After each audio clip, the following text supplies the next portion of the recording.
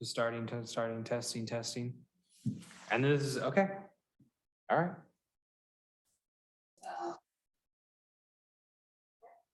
Thank you for doing that.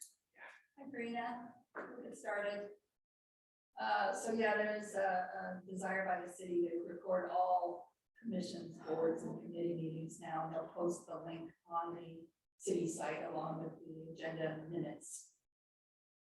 So does that mean you don't have to take the minutes? No, the other groups do, so I think we probably still need to. But they can be at a much higher level. Right.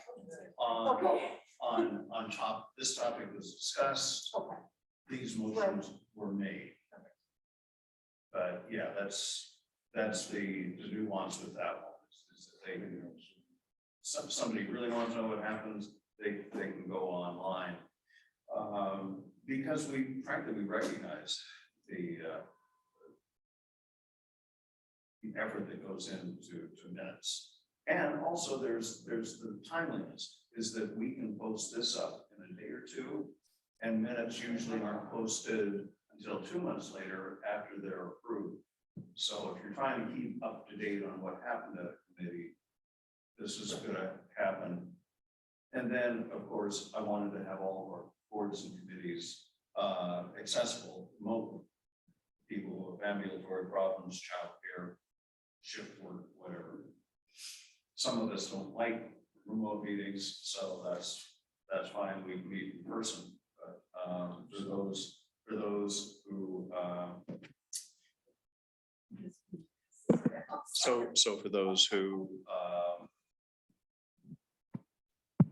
so for those who are not able to attend in person. And also, frankly, I think it recognizes that for those of us of a certain age, sometimes we're not going to be in town. And we still want to have talent available to the citizens of Canby. So. Thank you. I guess we'll figure this out. Yeah, I like the idea. I think it does add transparency. I think maybe the mechanics need to be worked out. I mentioned to Tyler, they need to think about licensing for Zoom because they don't have enough licenses to do this. Anyway, okay, excellent. Well, let's get started with the meeting then, shall we? So hello, everyone. Ron might join us. I know he's traveling. But we have a quorum, so we can go ahead and get started. The meeting should be fairly quick tonight. We don't have a ton of things to cover, just a lot of updatey kind of things. But again, if you have any questions, don't hesitate to let me know. So the first thing is to approve the March meeting minutes. So thank you again, Rachel, for putting those together. Do an excellent job. So I'm looking for a motion to approve. Thank you. And a second. Thank you, Jennifer. All right, good. So some informational items. I sent out an email earlier. I don't remember if it was last week, I think. Yeah, it must have been about there's an upcoming Oregon Heritage Conference. It's Thursday, Friday, Saturday, the 27th through the 28th. They were hoping to do it on site. It used to be in Corvallis, but a couple months ago, they decided to take it virtual, which they did last year as well. It's an excellent conference. I've attended, I think the last 2 years virtually. It's hard to do it virtually, but if anybody does a great job, they do.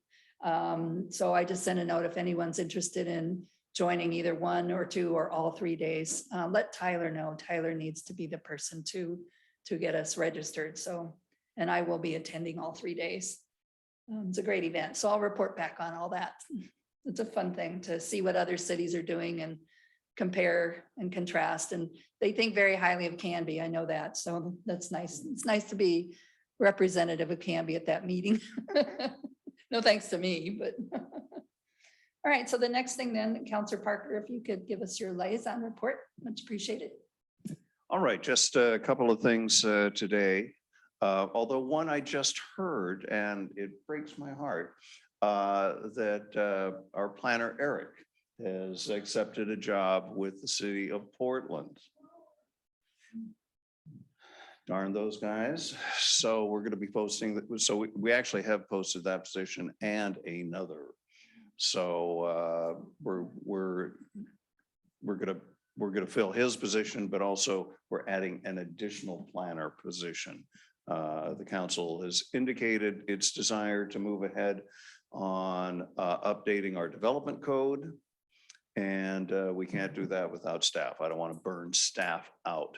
It's going to be cheaper to retain than to recruit.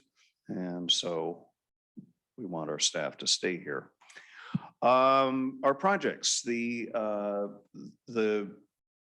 arch is nearly complete. One of the lighting bars was damaged in shipment. So at the base there, you see this little bit of light. It's going to be a lot more light once we get the light bars that work. In terms of the quiet zone, overnight success after 12 years. On April 16th, we're going to be striping, which is the last element that Union Pacific requires.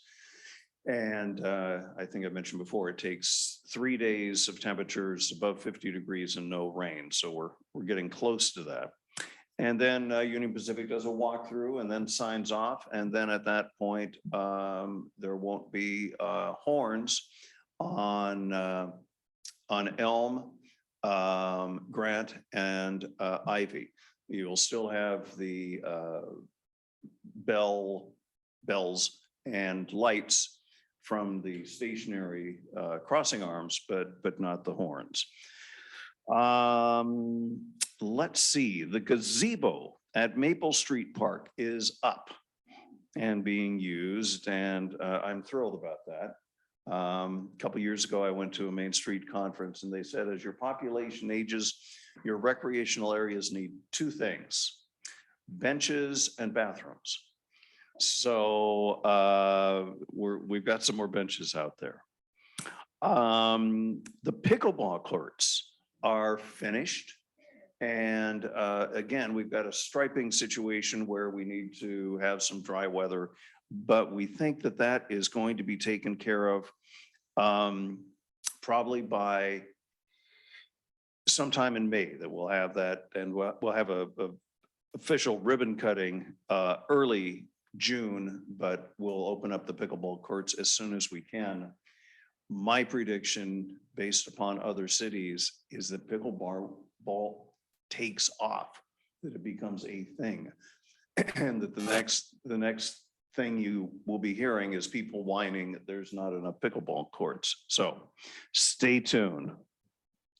Locust Street Park, which we added new equipment, certainly being one of our most used neighborhood parks there. We have a new picnic shelter that's being built and hope to have that up by August, and thrilled about that because that's an underserved neighborhood, and glad to see that. And then finally, if you take a peek on 99, you will see some stakes going in, and that's where the bus shelters are going to be put in. The Oregon Department of Transportation has notified us that they are pushing back by a couple of months the repaving of 99. That always makes me nervous, but they say they are still going to have the repaving of 99 done at the same time this year. And of course, what we've done is we've come up with the money for the bus shelters, and we're having ODOT build them with their mobilized crew. So we're getting the shelters. We've already bought the shelters, as a matter of fact, but the footings and the other parts will be done by state contractors. That's it. Thank you. Excellent. Thank you for that. It's always good to get that information. So quick, what's going on with the Planning Commission? Our last meeting was to discuss and finalize the planning guidelines for food truck cart pods. So a pod is when there's like a semi-permanent structure, maybe permanent structure that enables, bathrooms and parking and permanent seating and, coverage from the weather. And then a number of food trucks will come and park there. And so we finalized that, and that's going to the city council, I guess, next week, or is it, anyway, soon. So that's been something that people are really looking forward to. We talked about where they're going to be located. They can be anywhere except a residential district. So if there's enough property that somebody has, they'll be on private property, and the property owners will spend some money to put that infrastructure in so that then the food carts can come into the pod and people will have places to eat all sorts of different foods. So that's fun. That's pretty much it from our last meeting. Nothing too controversial. So it was good to get that pushed forward. It's been a long time coming, I understand. Yeah. Okay, so that's it for informational items. Oh, the other thing is, maybe you've heard, is an offshoot of the Planning Commission. There's a couple of city, I would call them working committees. So there's a group that's working on a housing needs analysis and another group that's working on economic analysis. So that's going to come up a lot. It'll probably come up here too, as the state puts pressure on all our cities in the state to improve housing opportunities. We have a very low vacancy rate, and our affordability in Canby is, significantly challenged at the moment for a lot of people to be able to afford to live here. So what do we do about that? So there's the city, through the planning department, hired some consultants via grant money. And the consultants have formed these two groups to work on the information that they're looking at, with like census data, who's living here. We should share some of that. It'd be pretty, I think you guys, because you all live here, you'd probably be interested in seeing some of that data. It's pretty fascinating. But one thing that struck me was, I think it's 3,600 people a day leave Canby to work every day, 3,600. Our population's what, 17,000, but I don't know how much of that are working people, but a big chunk of the working population in Canby leaves to work elsewhere, which isn't unusual. I mean, I lived in Lake Oswego. Nobody works in Lake Oswego, right? It's a bedroom community, but we have an industrial area. But conversely, I think it's 1,400 people come into Canby from elsewhere to work every day. And I might not have those numbers exactly right, but I should send you the presentation. So what do we do about that? Do we want that? Probably not. I don't know. And there's just a lot of information about demographics. Or aging Canby, the population is aging, and the number of people in the household is getting smaller, and the homes are getting more expensive. And so there are a lot of cities around us have done similar studies. If you're a firefighter or a policeman, you typically can't afford a house here. And that's true for most of the towns around us. McMinnville had the same stats. And I think, was it Newburgh also did a recent study. So anyway, those are going on, and that'll help us put together a longer term. We have a requirement by the state to do a 20-year plan from a planning perspective to figure out how do we get at some of these needs. So it's a good group of people. Okay. It's interesting. I'd like to see the demographics. Okay, I'll send that out to everybody. I'll just FYI the last slide pack. It was fascinating. Okay, so project updates. I've been in touch a lot with Northwest Vernacular. They were in town last week and I had lunch with them. And so they're working on the fairgrounds activity. It's a reconnaissance level survey and a context survey. Those were the two things we contracted them for. And so they're finishing that up. They came out and had time at the fairgrounds and talked with the folks at the fairgrounds, the leadership there. And then they've been at the Depot Museum looking at all the materials there to put together a very detailed, the context survey, if you will, is very detailed. And so we'll be getting that back from them probably in June. And then, it's a basis of information. It's, peeling the onion, knowing what we have, and then deciding what do we do with that. And the answer may be nothing, but we, as a group, we can talk about that when the work gets finalized. But they're doing a fabulous job. Took us a while to get into the fairgrounds, but we got there now, so that's good. Zion grants. So Zion has some grant timelines that have to happen every year for the historic cemetery, the Oregon Commission for Historic Cemeteries. So there's a deadline coming up in a couple weeks, which is to apply for this next year's grant. And so I've written that application. And then there's a deadline by the end of this month to put in the final grant report of what we accomplished with last year's grant. And so that's been finished and that will go to the state at the end of the month, but the work is done there. Guess that's it for that. We're working also with Northwest Vernacular. They have a separate activity on the reconnaissance level survey of the adjoining neighborhood to town. They, I forget how many houses they looked at, 176 houses or properties. And so they finished their draft of that and they gave that to us, a couple months ago. They've sent that to the state. And typically we wait till we get state feedback before we do a second draft, but the state is way behind.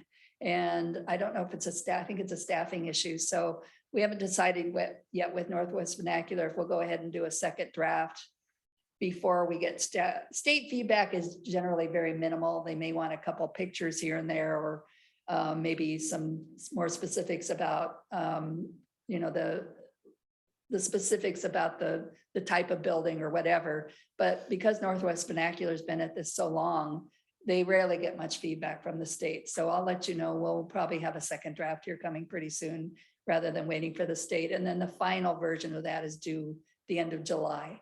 And so we'll have yet another chunk of the downtown area, the residential downtown area that's, very formally surveyed. So again, it's all about knowing what you have. I guess that's it for projects. Questions? Then discussion items. So something new, and this is something Councillor Parker mentioned to me. So as part of, well, there's a number of things happening on Highway 99, the ODOT improvement activity, but then also there's some funds available to the city for various improvements. You could probably talk to it better than I could, but we have an opportunity to improve the logging trail bridge and some improvements to that. Do you want to talk about that? Thank you very much. My favorite type of tax money where we don't have to tax people to get it. We refinanced our debt and came up with $6 million of unscheduled funds. And so we're going to be putting that into first painting the rust spots on the bridge. Secondly, staff is taking a look at some sort of artistic design on the top. Third, of a walkway from the Logging Road Bridge down to Fred Meyer, so that people can, so it truly becomes a pedestrian bridge, ADA accessible, but that people anywhere along the Logging Road Bridge can get off and walk down safely into Fred Meyer. I remember my kids and I going to Fred Meyer, going down a muddy slope across the railroad ties and through a broken chain link fence. And we're going to do a little bit better. But the part of it, and we do have funds to really trick it out. And then we're talking about lighting, some benches on the top, bathrooms along the Logging Road Trail. But the part that I thought would be interesting to this committee, if it wishes to do so, is to participate with the city in envisioning some sort of instructional sign that I would imagine to be at the top of the Logging Road Bridge that talked about the history of it. And you've heard me wax on about this before, but houses built in Portland came from timber harvested in Malala, brought along that road, dumped into the river and taken down to mills. I mean, it played a major role in the development of this region. So I would imagine one on the railroads and how the railroad helped create Canby, and then one on the Logging Road Bridge. So if that's something that you all want to participate in, we've got the funds to build the signs and install them. So just an opportunity here to let you know that that we've got some funds. In fact, the $6 million, it's interesting that the last meeting we had, we've got two people on our city council who wanted to use the funds to buy down the debt and end the urban renewal district earlier. So I'm okay with that, but I would like to get to some projects.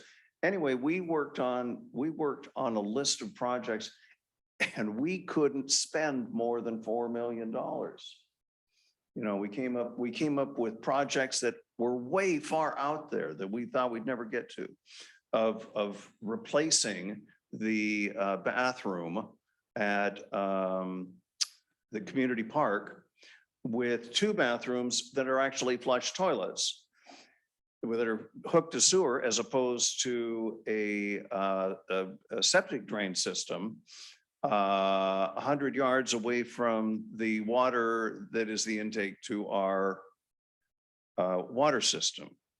Now it's tested every year and they say it's great, but at some point it's not going to make sense.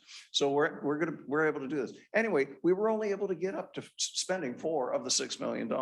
So we do have some additional funds available and or to put it in there. But I just thought it was a great, brilliant stroke of our finance department to say, hey, before the rates go back up, let's refinance.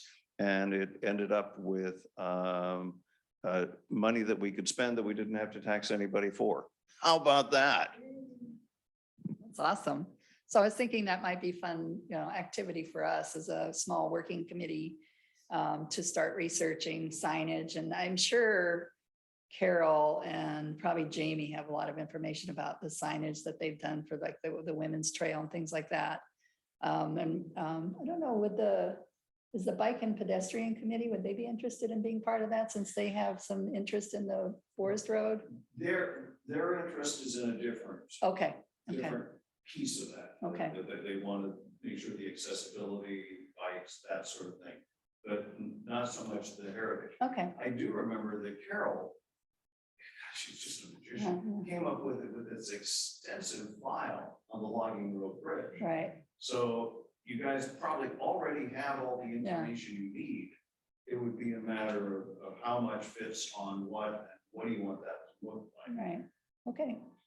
Oh, I'm there. You guys We okay? have some money you'd like to spend. Yay. Okay. Do you have any idea timing? Imagine it's. a ways out. Jerry Nelson says the sooner you can do it, the better. Okay. But I'd say that means a couple of months. Okay.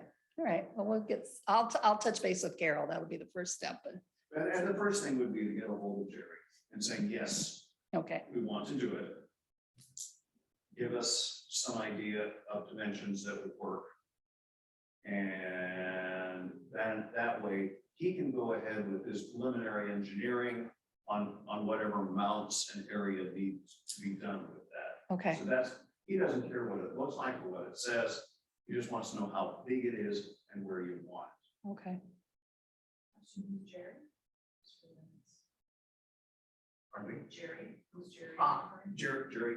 Jerry is the center of the universe in the city of Canby. Jerry Nelzine, he is our public works director. And he has built all of the parks and everything that's going on. So I try not to talk in shorthand, but thank you for asking that. That's great. So we'll touch base with him. I'll reach out to him and I'll reach out to Carol and that'll be our starting point. Awesome. Thank you so much. Thank you. That's awesome. That's great.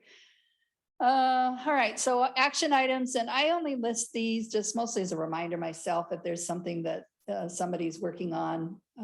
We know everybody's busy, just to touch base. Is this something that you need help with, or are we ready to be done? So the first one is the use of the extra certified local government funds. So last year when we got the grant funding, they gave us more than we asked for. How is it we're in this mode of getting? It's nice. And we've been tossing around different ways of using the funds, but I reached, so likely we can ask Northwest Vernacular to do a lower level survey, a more detailed survey. They call that an intensive level survey of 1 or 2 of our historic commercial buildings in town. like one of the ones on First Street or something, just to have that another layer of, of very detailed information about it. I haven't asked them yet because I'm working through Melissa with the city on trying to, make sure we dot all our i's and cross all our t's from a procurement perspective, because we had a big hiccup last year in changing procurement rules and, when you need to go out for bid and things like that. I don't think we'll need to for this, but I'm going to wait, get an official from Melissa before we move forward. But it looks like that's where we'll be spending that extra money, which we have to spend before August 1st, but there's nothing for us to do. So that's good. Maybe we'll have to discuss which buildings we'll consider. Maybe together we can decide which building makes most sense to do what they call an ILS, an intensive level survey, which we don't have that many. Can you think how many, Jennifer? We have some churches and There isn't many. no, handful. Yeah, they're expensive.